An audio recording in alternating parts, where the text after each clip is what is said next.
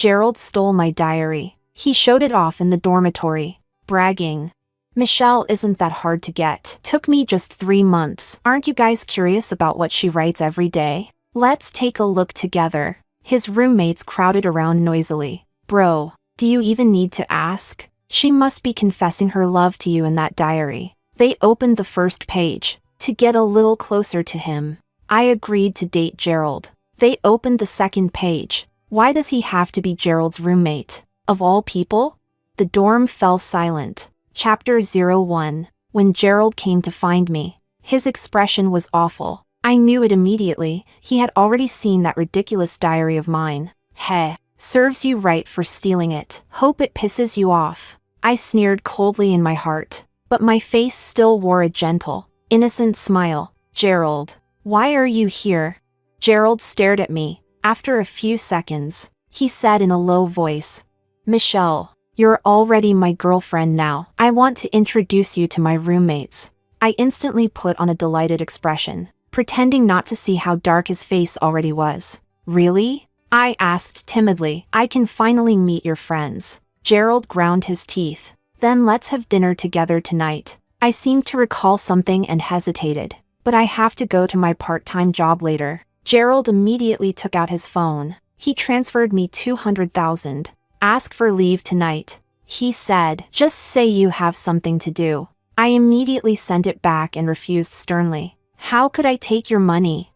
He sent it again. I sent it back again. He sent it again. Finally, after Gerald added a note saying voluntary gift and dominantly snatched my phone away, this farce came to an end. Glancing at the balance in my e-wallet with satisfaction, I put on a deeply moved expression. Gerald, you're really such a good person. Chapter 02. I study at an elite private academy, and I am the poorest scholarship student in the entire school. Gerald, on the other hand, is one of the wealthiest rich heirs on campus. His entire dorm is even jokingly called the Academy's F4, complete with their own fan club. Gerald only worries about whether to go to London or Paris today, whether to go diving or skiing tomorrow. I have far more to think about. I need to figure out how to secure the highest possible scholarship, how many part-time jobs I need this month, and how to maintain my persona as a pure, fragile, innocent girl, so it's easier to play the victim when needed,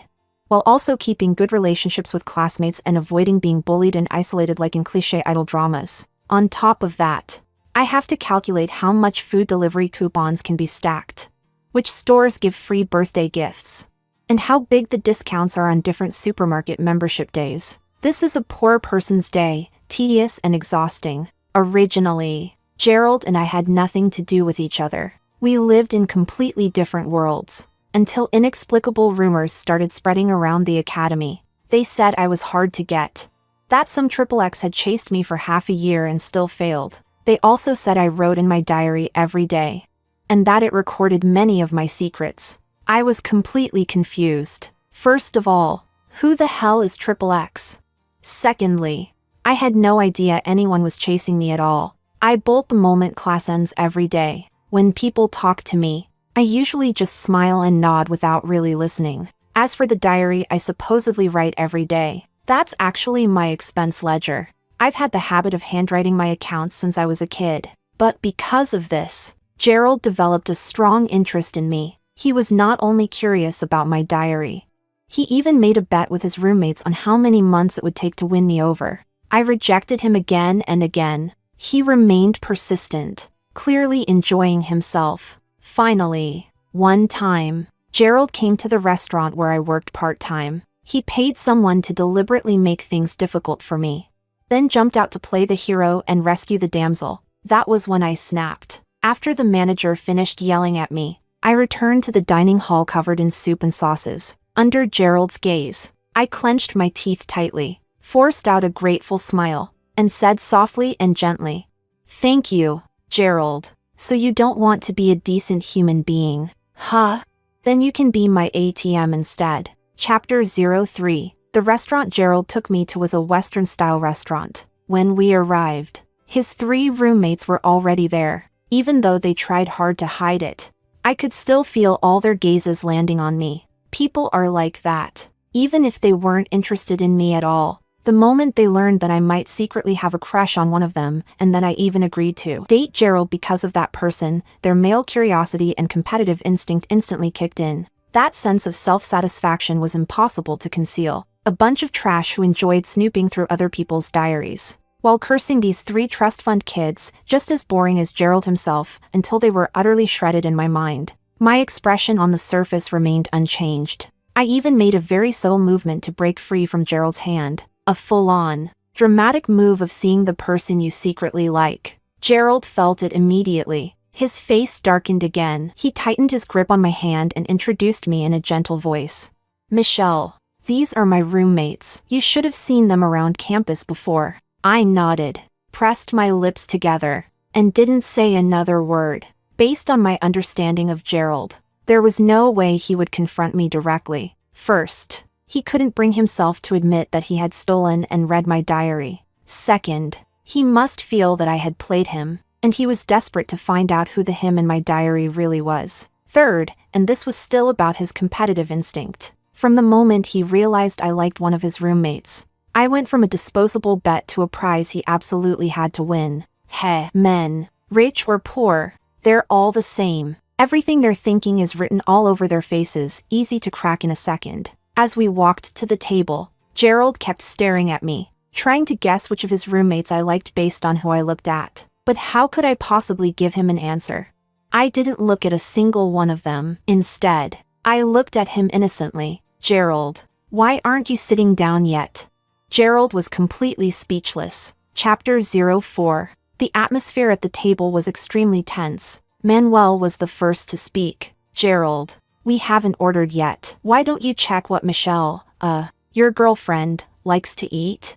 He had a pair of puppy dog eyes, sharp features, and dimples when he smiled. He looked cheerful and sunny. I understood him. If my family owned 10 courtyard mansions in City A, it would be hard for me not to be cheerful too. He pushed a menu toward me. A long list of French words made my eyes spin. I hadn't seen a single dish before. I could only understand the prices. One dish cost an entire month of my salary. Just looking at it made me start resenting the rich. I shook my head and smiled. I've never eaten any of these. You can just order. Manuel took the menu back. All right then, Gerald. You decide. You must know what she likes. Gerald didn't actually know what I liked. He only knew that I wasn't picky. But I knew. I had put in the effort to find out. Everything was written clearly in the fan club's compiled information. Gerald liked mangoes, but Manuel was allergic to mangoes, so I frowned slightly and asked the waiter softly. There's no mango in these dishes, right? The table fell silent again. Gerald was looking at me. Manuel was also looking at me, and I asked in complete confusion. What's wrong? I can't eat mango. That's why I asked. After saying that, before Gerald could speak, I turned the tables on him. Gerald, didn't you know? Under my gaze, Gerald froze. He couldn't say he didn't know. After all, his current persona was that of a deeply affectionate young master who had finally won me over. But saying he did know would be too fake, because I made it all up. I could eat mango just fine. I had even drunk a mango smoothie that morning. Manuel reacted quickly and smoothed things over. What a coincidence. I'm also allergic to mango. Thanks to the senior from the drama club for her selfless guidance. Thanks to the fact that I had played a few minor roles for money before. I quietly lowered my gaze. Then after a moment looked up. Just in time to meet his eyes, my gaze falling straight into his. Gentle and soft. After he finished speaking, I said softly, yeah, what a coincidence. In reality, my eyes were sweeping back and forth among the three people across from me. Lower my eyes. Lift them to look at Manuel. Lower my eyes. Lift them to look at Mason. Lower my eyes. Lift them to look at Skylar. No one was left out, whoever I looked at. My eyes were full of tenderness. 3 parts loneliness. 3 parts admiration. 2 parts melancholy. 2 parts restraint. My eyes were about to cramp. It was easily the finest acting performance of my entire life. Manuel froze as well. He looked a little at a loss. His originally lazy, reclined posture straightened up. Then he shot Gerald a subtle glance. His eyes were filled with disapproval. Chapter 05. Gerald was sitting next to me. From his angle, He couldn't appreciate my eye acting at all, but he could see my physical performance. For example, right now, before the food was even served, I very naturally pushed the hot tea in front of me away. His movement paused, and he looked at me. I looked back at him. Shouldn't the president take his medicine before eating? Mason is the student council president of our academy, at a student-run elite academy like Ellis. He's basically a campus tyrant. Mason wears a pair of silver-rimmed glasses. His features are upright and handsome, and he looks gentle and refined. His manners are impeccable, yet in reality, he keeps everyone at arm's length. In short, he's putting on an act. But I understand him. If I were the sole heir of a global top 100 corporation, I'd put on an even better act than he does. Gerald asked me, "What do you mean by taking medicine?" I glanced at Mason and met his eyes. This time, Gerald was clearly getting heated. His jaw tightened. I said, "I participated in the student council selection before, but..." I stopped halfway, showing a slightly melancholic expression, leaving plenty of room for them to fill in the blanks themselves. A few seconds later, I steadied my emotions, lifted my face, and returned to a bright smile. So I know the president has stomach problems. In fact, there was absolutely no causal relationship. I really did participate in the student council selection, and the reason I didn't get in was simply because I was eliminated in the first round of interviews. I had applied for the position of president's secretary, the chief aide to the campus tyrant. At the time, I took it extremely seriously. I even suspended my 2 part-time jobs for it. You could say I was determined to get that position. First, once I became the president's secretary, I'd be the second most powerful person in the academy. I could walk all over Ellis. Second, from then on, I'd only need to flatter Mason alone. No matter who tried to order me around, I could just say, "The president is looking for me," and use his authority to intimidate others. Third, I'm usually so busy that I've even helped weed the campus lawns just to secure scholarships. But if I worked for the student council, wouldn't those comprehensive evaluation bonus points come effortlessly? Fourth, and most importantly, maybe, little by little, I could consolidate support, directly seize power, or simply outlast Mason until he stepped down. Then I'd become the next campus tyrant. Who wouldn't be tempted by such wicked thoughts? I was tempted. I even researched Mason's background. He had stomach problems, that classic ailment all domineering CEOs seem to have. Something to remember, useful later when flattering him. But after I ranked first in the written test, I was eliminated in the very first interview, because I couldn't compete with the girl who had invested $10 million into the student council. She was Mason's fan club's #1 fan, throwing money around purely out of her infatuation with him. I tossed and turned all night, my mind filled with thoughts like, if I got plastic surgery to look like Mason, would someone give me $10 million too? By the time dawn came, I still couldn't let it go. But Mason definitely knew nothing about any of this. He could never guess the dark ambition I had of overthrowing him. At this moment, he was a little stunned, his light tea-colored eyes fixed on me, his expression turning complicated. After a while, he said, "Thank you," I blurted out. "You don't need to thank me." Gerald froze. His eyes were practically shooting fire as he glared at Mason with an expression that screamed, "So it was you." As for me, I simply lowered my head slightly and said softly again, "You're all Gerald's friends. This is only natural." Then I quietly hooked my little finger around Gerald's little finger. The anger on his face froze instantly. When he turned his head, he found me smiling at him with curved eyes. A completely innocent, guileless smile. Gerald froze again. He turned his head away without saying a word. And he didn't pull his hand away either. Chapter 06. Gerald's last roommate was named Skylar. He had a face that attracted romance effortlessly, handsome to the point of looking like a supermodel. Normally, he looked lazy and a bit unkempt. But somehow, even wearing a plain t-shirt made it look like a runway piece. Because of that, he ranked first on our academy's People You Want to Sleep With list. I don't know who came up with that ranking,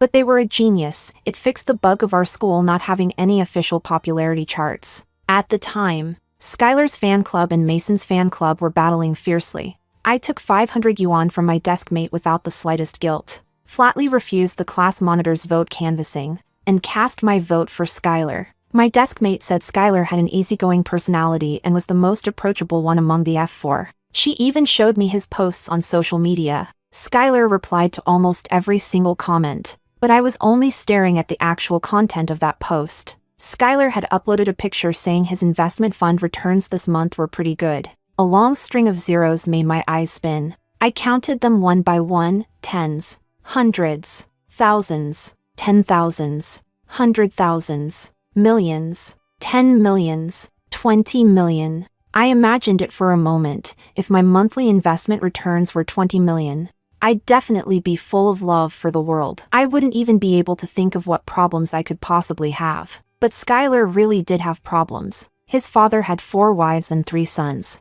His mother was the legal wife, yet also the least favored. His father never gave him paternal love, only cold, hard money. I felt very sorry about that, because if he gave me cold, hard money, I'd be willing to give him warm, overflowing fatherly love. So in the past, when I looked at Skylar, my gaze was always full of kindness. That was until recently, when Gerald started going all out, and I ended up hating their entire dorm. A bunch of beep beep beep beep beeps, all of you can just go to hell.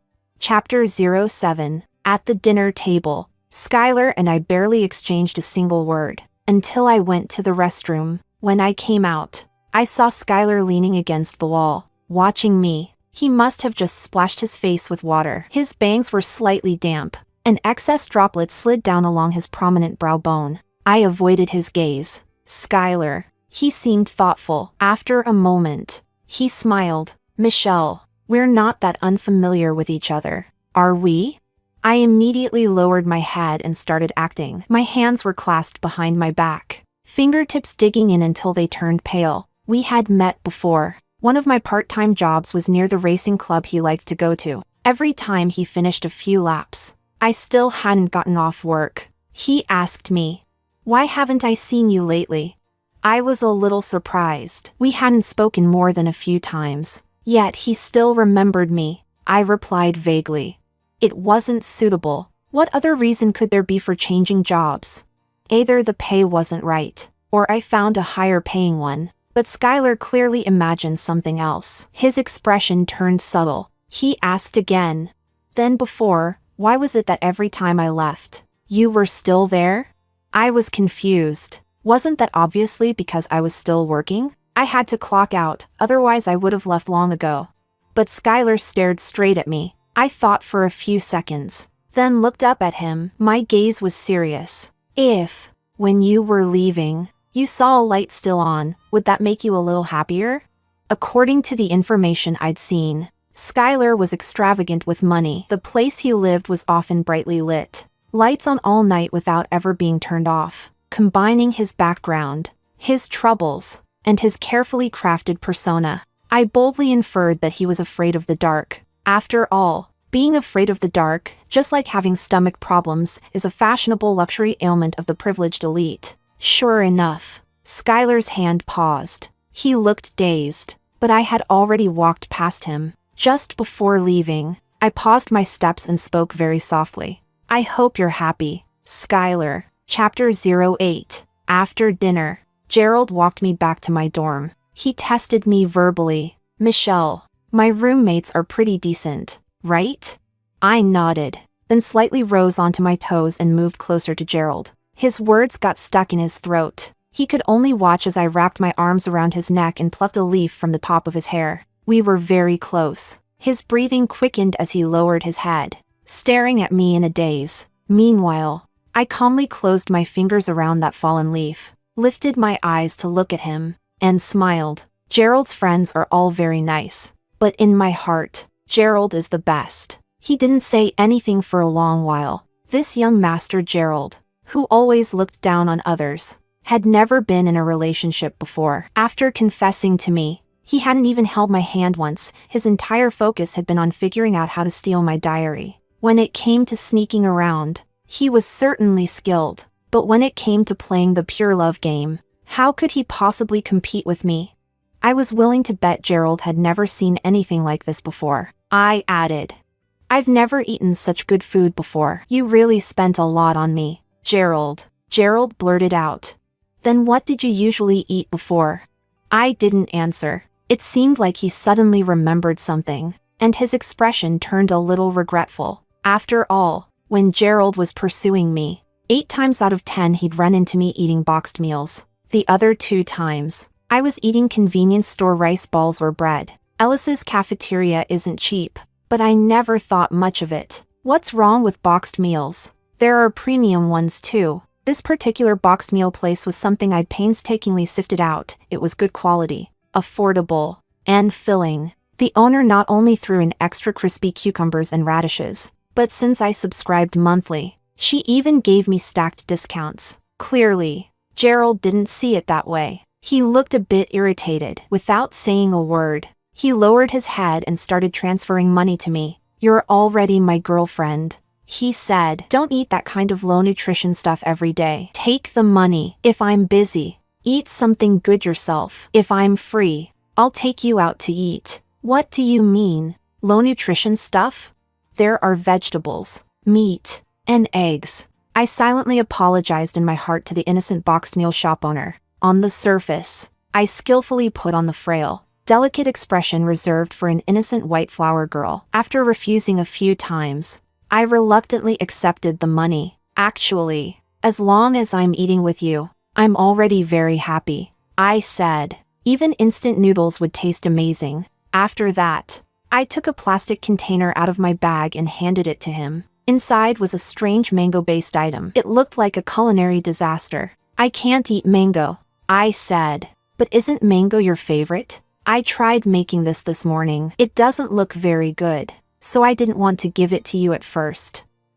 "If you don't want it, you can just throw it away." It really didn't look good. It was a failed product made from the leftovers of the homemade mango smoothie I drank that morning. I'd planned to throw it away, then forgot. I lifted my sleeve. A section of my wrist was exposed, dotted with scattered red marks that looked very much like an allergic reaction. Earlier at the table, I heard Manuel say that people allergic to mangoes would break out in rashes even from touching the fruit. Inspiration struck immediately, and I rushed to the restroom to draw them on. Gerald's gaze fell on my wrist. He didn't say anything for a long time. Only after I awkwardly tried to hide my hand back inside my sleeve did he let out a low "mm." "Then I'll head upstairs now, Gerald," I said. "See you tomorrow." "See you tomorrow," he replied. I went up to the dormitory building and looked down from the 3rd floor window. Sure enough, Gerald was still standing downstairs. Like a statue, the statue moved. The statue started eating the culinary disaster I had made.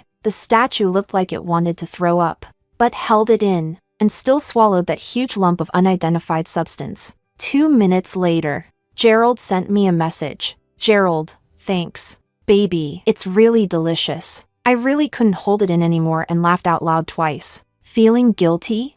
Regretting it? Feeling heartache? Starting to think you're a piece of trash?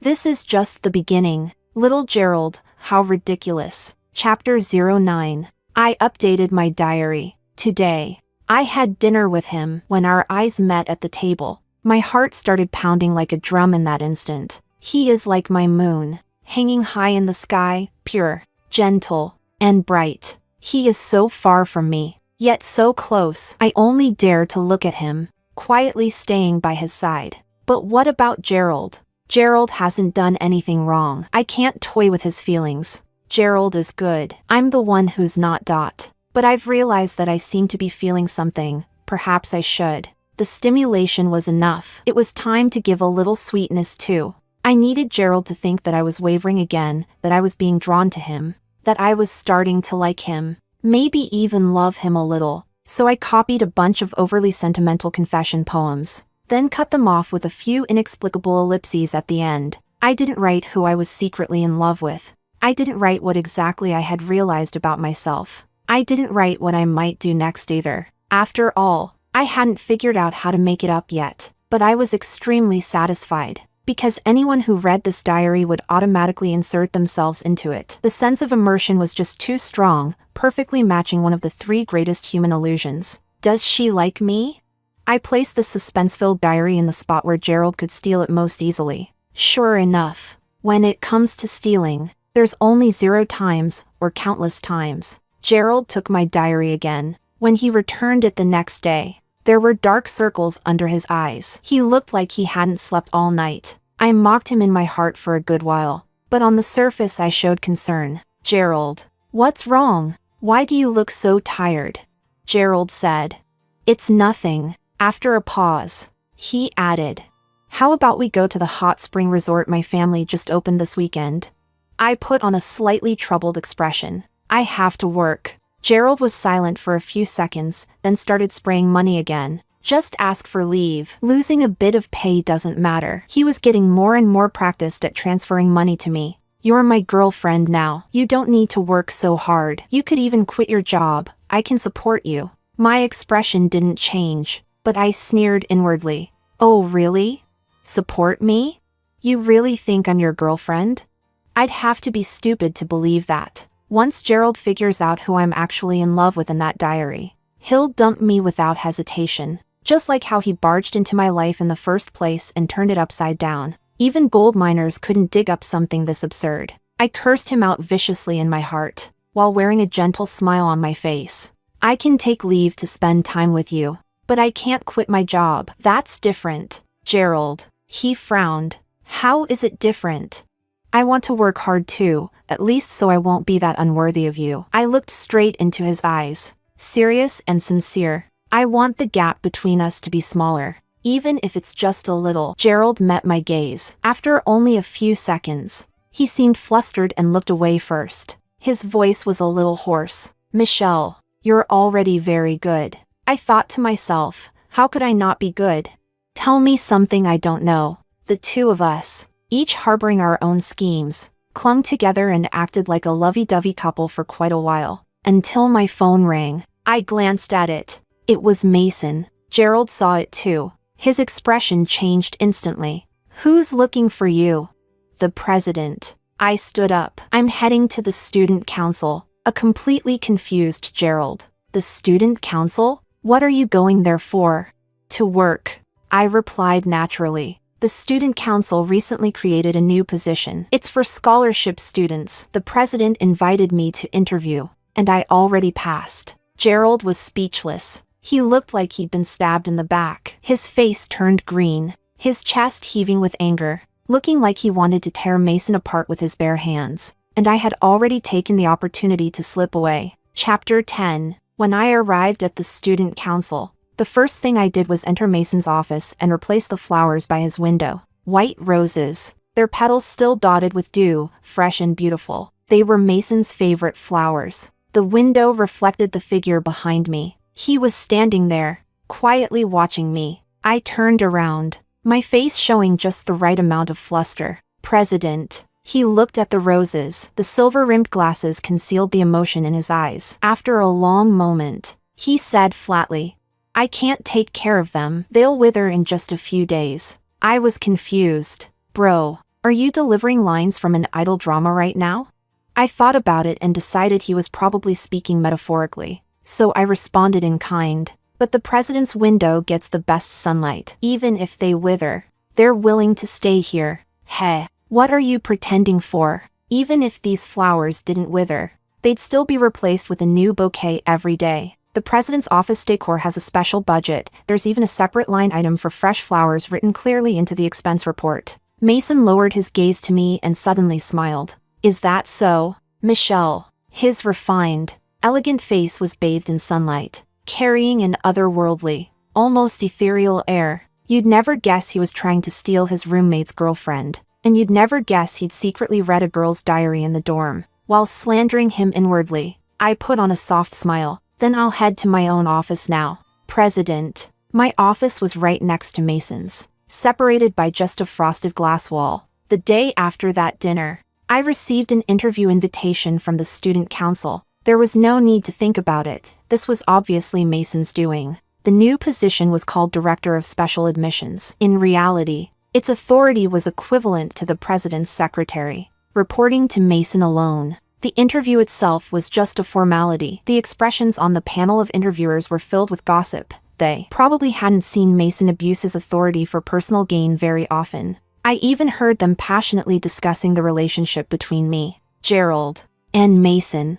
I treated myself as deaf. then happily took up my post, finally becoming the chief aide I had dreamed of, since I was currently the only member of the special admissions department. All the funding Mason allocated to me, afternoon tea allowances, publicity subsidies, department bonuses, went to me alone. All of it came straight from his personal account. He transferred money to me every day, and I accepted it with a clear conscience. To show my gratitude, I went to his office every day to change the flowers and pour him a cup of hot water, and reminded him to take his medicine if he was sick. No feelings involved, just pure flattery. At the same time, I found out that Mason would soon finish his studies and return home to inherit the family business. When that happened, the throne, the president's position, would be vacant. As the second in command, I had a very good chance of taking over. For that reason, every morning when I woke up, I encouraged myself, "Go, Michelle, maybe your turn is coming very soon." Chapter 11. Mason clearly hadn't told Gerald about this whole series of moves, because Gerald came knocking. His expression was so cold it looked like it was freezing over as he strode straight toward Mason's office. "What do you mean by this?" Mason's expression didn't change. "Gerald, this isn't a place you should be coming to." Gerald sneered. "In this academy, where can't I go?" I watched from the side with great interest. Wow, these lines. One pretentious bastard after another. Mason replied calmly and methodically. "Michelle ranks third in overall academic performance for the year, and her academic scores are first by a wide margin. With her comprehensive abilities, she is more than qualified to enter the student council. The original interview result was unfair. I merely made a certain compensation on behalf of the student council. You know damn well what you're thinking." Gerald's face darkened abruptly. "Back then, we clearly..." His words cut off mid-sentence. "Because he saw me, I appeared right on cue." My face full of confusion. "Gerald? Why are you here?" Gerald lowered his hand. "Baby, I just had something to discuss with Mason." "It's nothing. You go ahead and do your work." I smiled at him, then placed the stack of documents I'd just finished handling in front of Mason. "President, these need your review." Mason flipped through a few pages, looking slightly surprised. "The proposal is done very well, but there are still a few issues." We discussed it for half an hour. Gerald stood off to the side with a dark face and watched for half an hour. When Gerald and I finally left together, Mason called out to me, "Michelle, thank you for the flowers." He paused. "I won't let them wither." I gave a perfunctory smile. The moment I turned around, I saw Gerald so angry his expression was practically twisted, yet he still tried to act calm as he asked what Mason meant by that. I told the truth. "It just means the president's office changes flowers every day. Today I happen to be the one who helped replace them." Gerald's expression finally eased a little,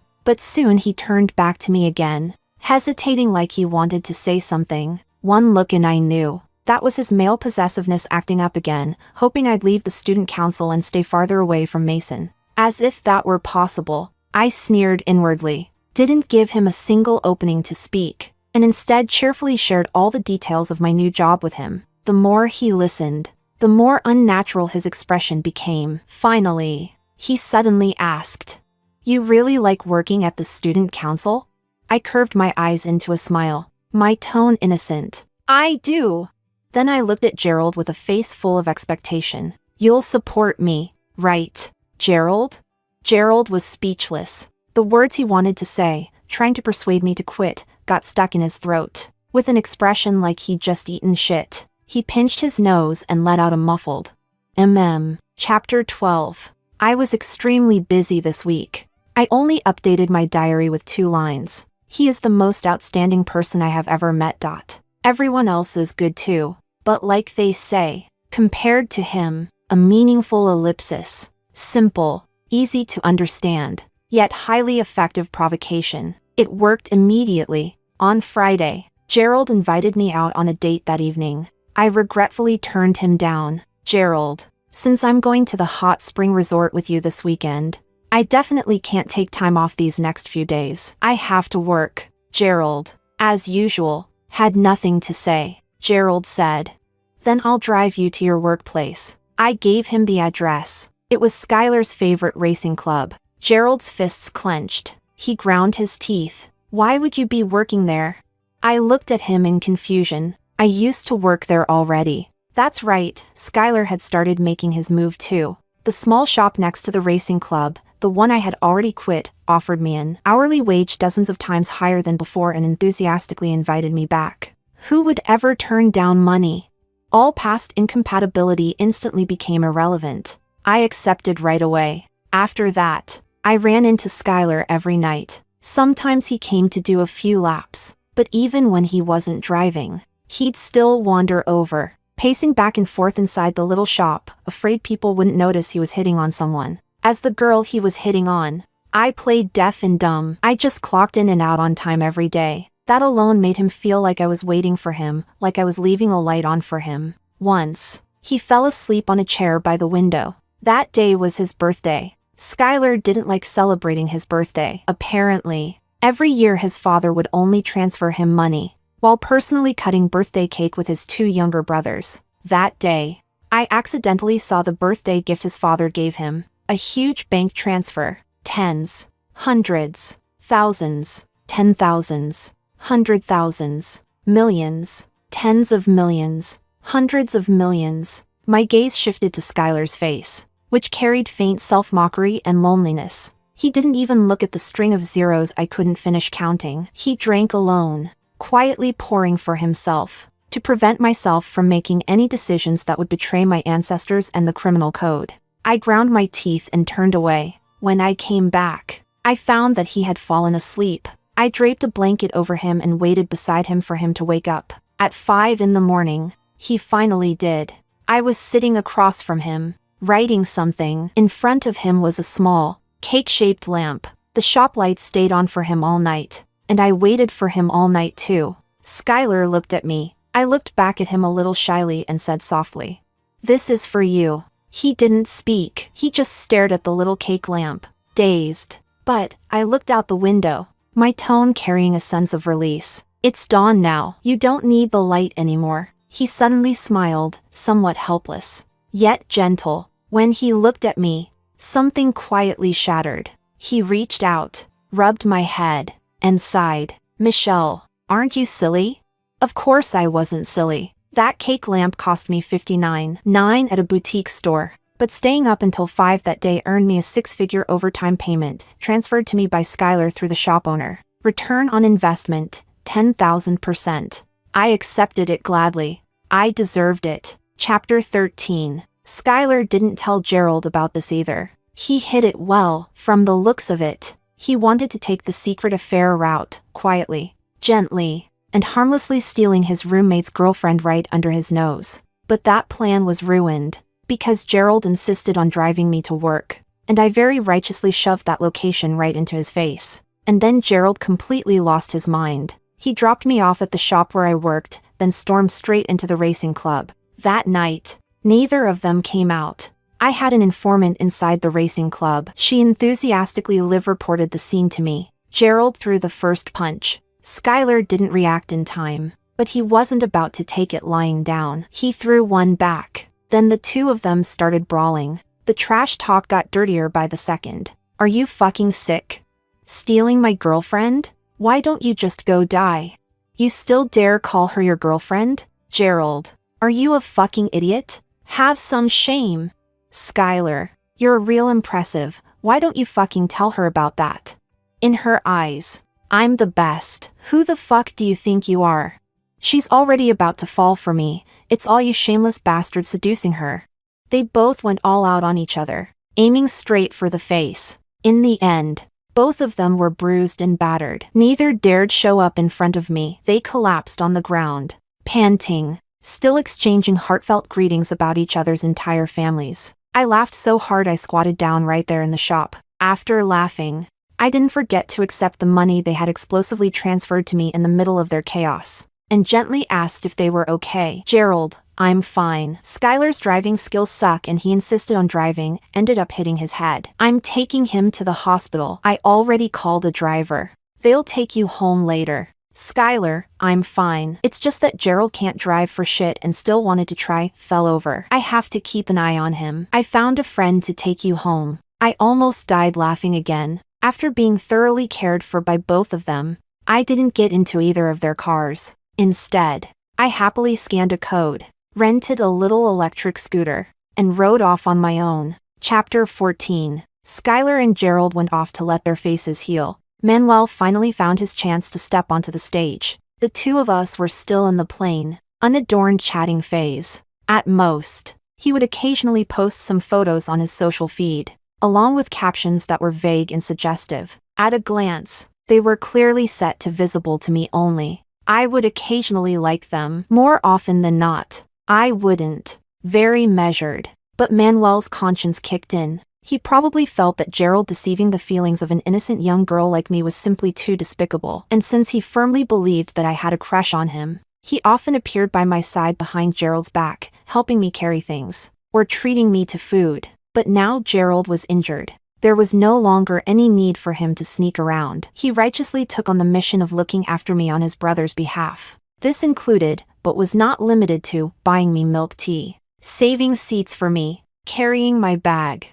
accompanying me shopping, and giving me gifts every single day. In less than a week, my clothes, shoes, and backpack had all been replaced with a new set, matching Manuel's exactly. Of course, I refused in accordance with my persona, but Manuel would always flash his signature sunny smile and say, "I'm Gerald's friend. He asked me to take good care of you." I wonder if Gerald would die of rage if he heard that. Looking at Manuel's sincere, watery puppy eyes, I pretended to believe him. At his invitation, I even went to watch his basketball game. During halftime, I brought him water and a towel. He didn't take them with his hands. Instead, he obediently lowered his head.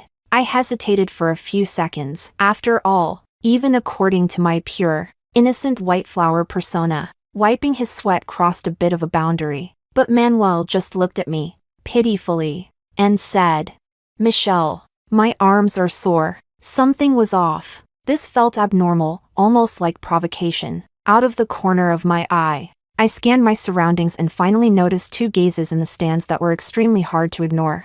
I turned my head sharply and found two people wrapped up so tightly their own fathers wouldn't recognize them, staring intently in this direction. For a split second, I almost broke character and laughed out loud. Skylar, Manuel, and Gerald were on the same basketball team. Manuel wouldn't have deliberately invited them to watch the game, would he? So calculating. With a sense of appreciation for a fellow schemer, I temporarily set aside my prejudice and wiped his sweat. The other clueless basketball players immediately started chiming in as hype men. "Manuel, you and your girlfriend look so well matched. Your girlfriend is so pretty and gentle, man. You've got it good. Hey sis-in-law, thanks for bringing him water, must have been hard on you." Only one boy looked at me uncertainly. "Aren't you Gerald's?" I didn't even get a chance to speak. Bang! One of the masked figures rushed over. His voice was muffled through the mask, but the rage was unmistakable. "Fuck you, Manuel. Michelle is my fucking girlfriend." The smile on Manuel's face instantly faded. Without another word, he threw a punch right back. Skylar joined the fray as well. The scene descended into total chaos. While shouting "stop fighting" over and over, I stayed far away and enjoyed the show. It wasn't until the tardy arrival of Mason that this whole mess was barely brought under control. Chapter 15. All three of them were hospitalized. But this time, no one knows what kind of agreement they reached. In any case, none of them punched each other in the face. I went to visit them, moving back and forth between 3 single rooms, busy like the owner of a pancake stall. Comfort you first, then comfort you, then comfort you again. What I said to each of them was more or less the same, putting on the active feelings that began unknowingly and grew uncontrollably, yet had to be painfully suppressed. Mason was waiting for me outside the hospital. When I walked out, I couldn't tell what he was thinking, but I knew very well. This guy was the smartest one in Gerald's dorm. He had probably noticed that something was off, but I didn't care. After all, the student council's public evaluation results were already out. I had handled all my work exceptionally well. Given Mason's personality, he wouldn't fire me in a fit of anger. So I smiled at him. "President, let's go." This week, the student council was inspecting Ellis's newly built study abroad estate, and Mason took me with him. This sparked intense dissatisfaction from his secretary, Miss Lopez. The eldest daughter of the Liu family who had poured 10 million into promoting Mason, had disliked me from the moment I joined the student council and constantly tried to trip me up. But I defused every move cleverly, infuriating her to no end. Most recently, she had made a huge scene in the student council, demanding that I be kicked out. But since I reported directly to Mason, she didn't have that authority. Fortunately, although Miss Lopez was a brain-dead fan of Mason, she wasn't completely awful. She never tried to bully me within the academy, nor did she rally her socialite friends to isolate me. At most, she would roll her eyes at me when passing by and throw a couple of sarcastic remarks my way. This time, she forcibly joined the inspection team, because the estate was built on a mountain, and the cable car hadn't been fully completed yet. There was a stretch of mountain road that had to be walked. On the way up, Miss Lopez managed to hold on. On the way down, it started raining, and she flatly refused to walk. Perhaps she was hoping Mason would say a few gentle words. But Mason merely looked at her indifferently and tossed out a single sentence. "Michelle, let's go." Then he walked straight ahead and truly didn't care about her at all. Miss Lopez stared blankly at Mason, the light in her eyes dimming bit by bit. Seeing that I was standing there, unmoving, tears welled up in her eyes. "What are you looking at? Laughing at me? Just go already." I squatted down in front of her. Muddy water soaked the hem of my skirt. "I'll carry you." In the end, Miss Lopez climbed onto my back. Although I look like a delicate little white flower girl, I'm actually quite strong. After all, I'd been working part-time since childhood. Afraid of dying suddenly, I made a habit of exercising. My stamina is excellent. I can usually run 3 kilometers with ease. Miss Lopez was very light. I carried her down slowly. This time, she didn't have the energy to sneer at me by my ear. She only sobbed softly. I really was exhausted. If I could have just rested for a bit, even 10 minutes, I could have kept going. Or if he just said you worked hard, I could have walked. But why did he look at me like that? Like I was some unforgivable sinner. Sob. I let it go in one ear and out the other. I was afraid of slipping. When she got tired of crying, she stopped. Awkwardly, she said, "Actually, you're pretty capable. You're not a bad person either. And you really are very pretty, only a tiny bit worse than me." This time, I heard her clearly. "Then will you vote for me in the future?" Miss Lopez was stunned. "What?" I said. "Nothing." I accidentally voiced my dark ambition of seizing power. The rise of a new president requires an internal vote. Succession battles have always worked this way. Vote canvassing starts now. Chapter 16. The mountain paths were complicated. I had already come down the mountain when Mason finally descended by another route. It seemed he wasn't completely heartless after all. After walking a few steps, he turned back and went up to look for us. I had just set Miss Lopez down when I turned around and saw him holding an umbrella, looking at me with a very complicated expression. Miss Lopez left. All that remained was a light, flimsy check. I didn't take it. I simply gave her a gentle, soft smile and said sincerely, "I'll still need you in the future. I'll need your vote." Miss Lopez's ears turned red. She stomped her foot and left. Mason walked to my side. "Michelle." I waited for him to continue. I waited for quite a while, but there was nothing more. All I heard was him letting out a soft sigh. "If you want that apartment, I can help you." The smile on my face disappeared.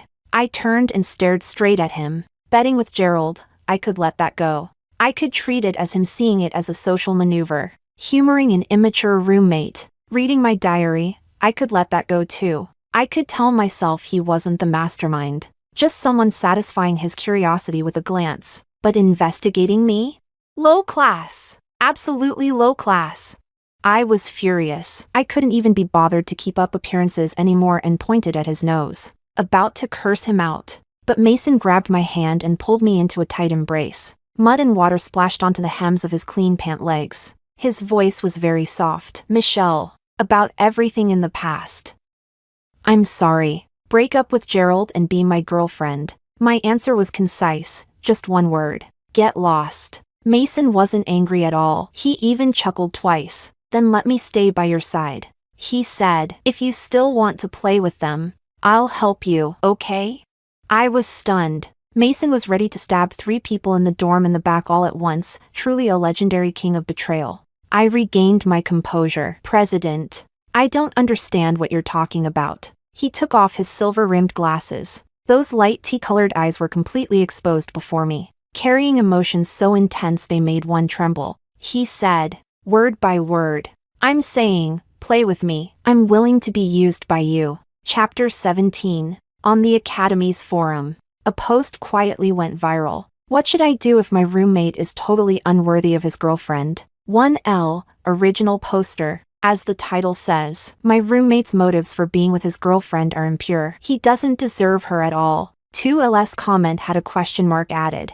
3LS comment had a question mark added. 4LS comment had a question mark added. 5LS comment had a question mark added. Excuse me, what exactly is the point of this post? 5L continued, if you wanted to stand up for justice, you'd just expose yourself directly. Being all sneaky like this, clearly you're trying to steal someone else's girlfriend. 6L, original poster. It's like this, my roommate only went after his girlfriend in the first place because of a bet. She's too soft-hearted and got deceived, which is why she agreed to be with him. How can I gently remind her about this without hurting her? 7L, crap. I think I've figured out who this is. 8L, bro upstairs. Decode it for us. 9L, but this doesn't quite match what I know. I think that couple is pretty sweet, and the guy clearly likes the girl. 10L, original poster. Sweet in what way? This is a scam. That poor girlfriend, she's so pitiful. I must rescue her from this sea of suffering. 11L, already calling her my girlfriend? Not even pretending anymore. 12L, are you sick or something? 13L, don't think I don't know who you are. You itching for another beating? 14L, what's going on upstairs? Did the people involved show up? 15L, original poster. I think the best way to avoid hurting her is to give her an even more perfect boyfriend. That way her emotional wounds can be healed. 16L, the original poster is already so immersed in his own world that he no longer knows what reality is. 17L, the perfect boyfriend you're talking about isn't yourself, is it?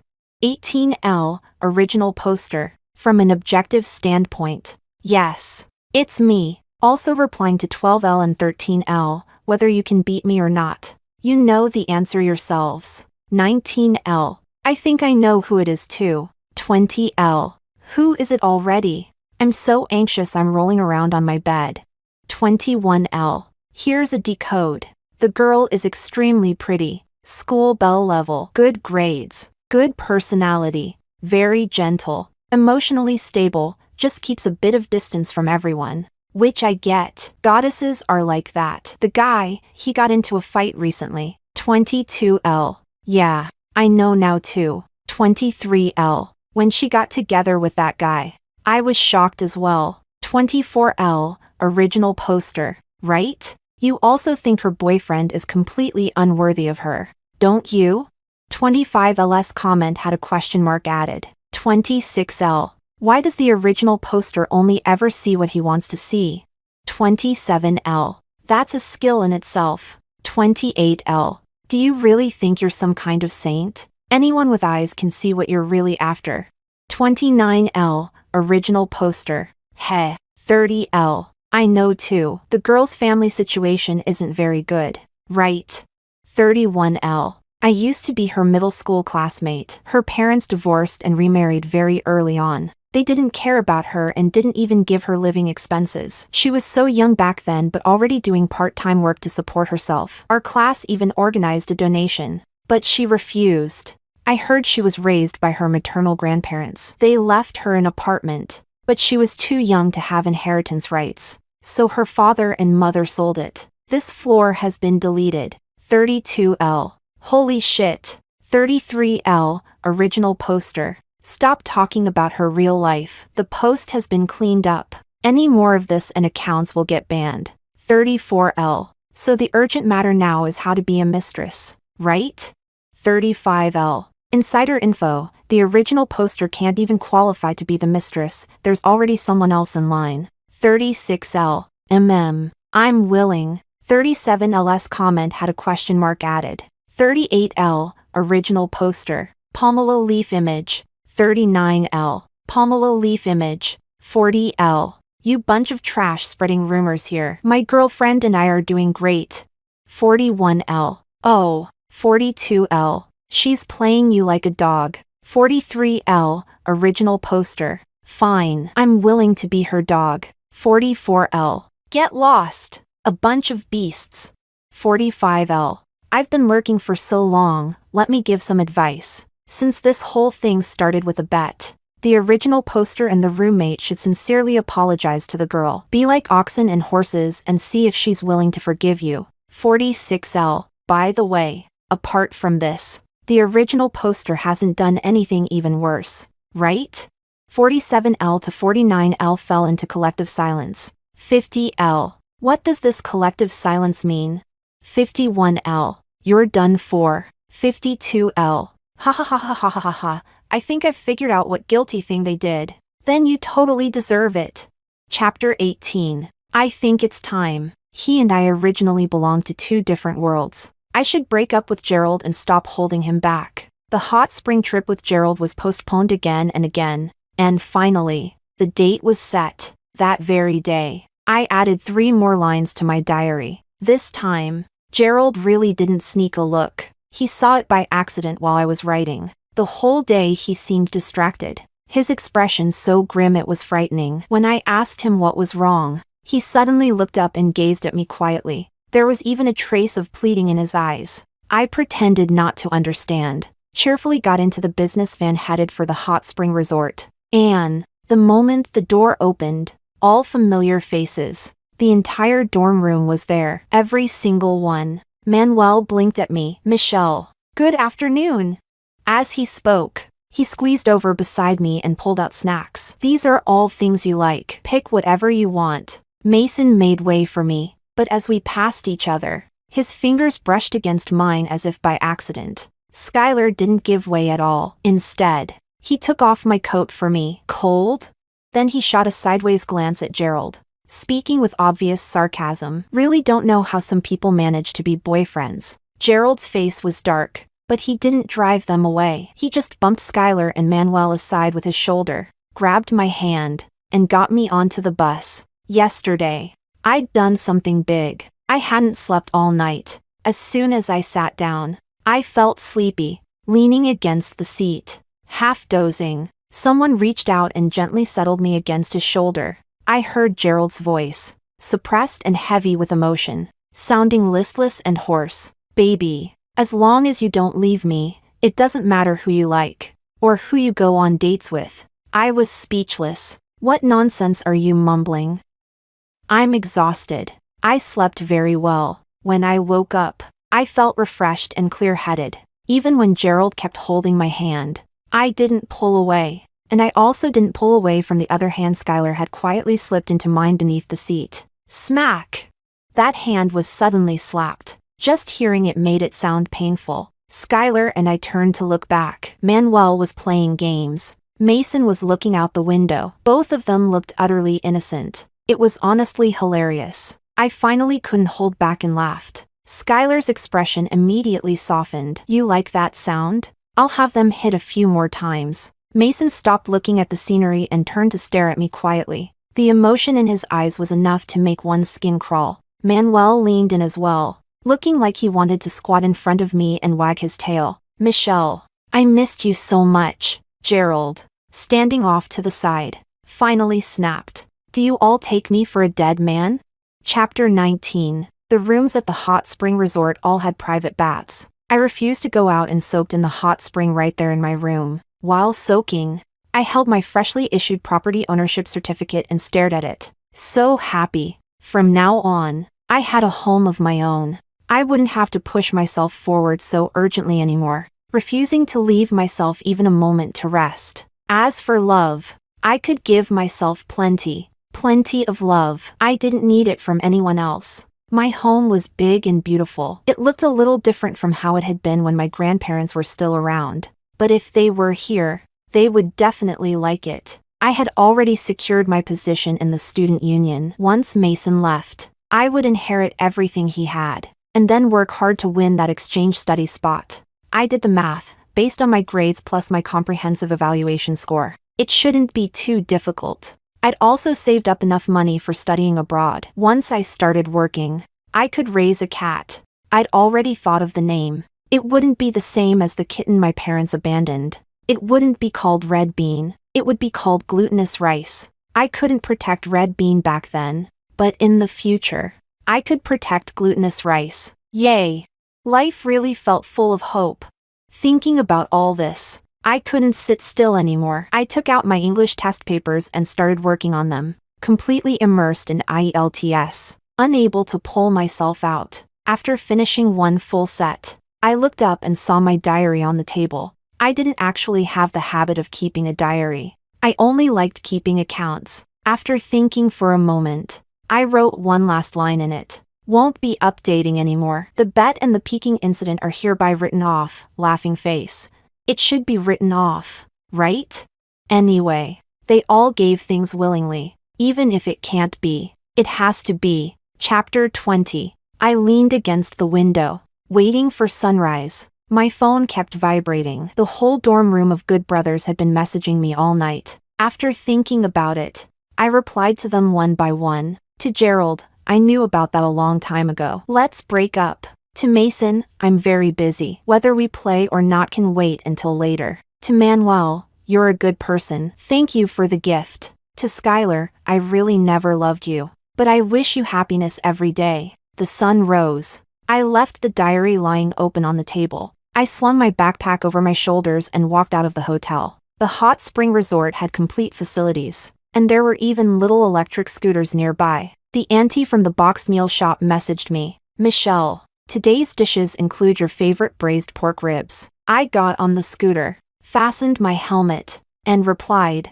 Great! Thank you, auntie. Let's renew for another month. Facing the direction of the rising sun, the wind roared past my ears. Ahead was the path I had chosen for myself. Behind me, it seemed like someone was calling my name, but I didn't turn around, nor did I bother to figure out who it was. The road ahead is long and bright. No need to look back.